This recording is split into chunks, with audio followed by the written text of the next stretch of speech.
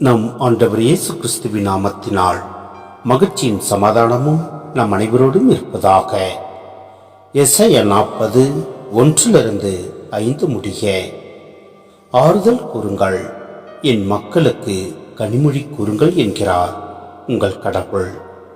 எருசலேமிடம் இனிமையாய் பேசி உரத்த குரலில் அவளுக்கு சொல்லுங்கள், அவள் போராட்டம் நின்றுவிட்டது, அவள் குற்றம் மன்னிக்கப்பட்டது, அவள் தன் பாவங்கள் அனைத்திற்காகவும் ஆண்டவர் கையில் 2 மடங்கு தண்டனை பெற்றுவிட்டாள்.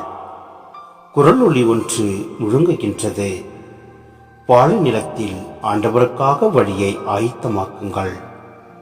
பால் நிலத்தில் நம் கடவுளுக்காக நெடுஞ்சாலை ஒன்றை சீராக்குங்கள்.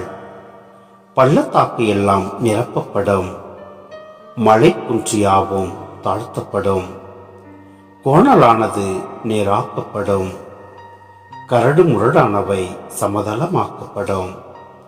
ஆண்டவரின் மாட்சி வெளிப்படுத்தப்படும், மானிடர் அனைவரும் ஒருங்கே இதை காண்பர். ஆண்டவர் தாமே இதை மொழிந்தார். சிந்தனை: ஆண்டவர் தங்களை கைவிட்டு விட்டார் என்று நினைத்து வாழ்ந்த மக்களுக்கு ஆறுதலும் நம்பிக்கையும் தருகின்ற வார்த்தைகளாக இவை அமைந்துள்ளன. இதில் வரும் எருசலேம் நகரை குறிக்கவில்லை, மாறாக பபிலோனுக்கு நாடு கடத்தப்பட்ட இஸ்ரேல் மக்களினத்தை குறிக்கிறது. இப்பகுதி நாடு கடத்தப்பட்ட மக்கள் எருசலேமிற்கு திரும்பி வரும் நிகழ்வை குறிக்கிறது. ஆண்டவரே அவர்களை அழைத்து வருவார், அவர்கள் வருவதற்கான வழியை ஆயத்தம் செய்வார். மத்தேயு 3:3 நாம் பார்க்கின்றோம். திருமுழுக்கு யோவானை வழியை ஆயத்தம் செய்பவராகவும் இயேசுவை வழியாகவும் காட்டுகின்றன. இயேசு கிறிஸ்துவும் நானே வழி என்று கூறுகின்றார்.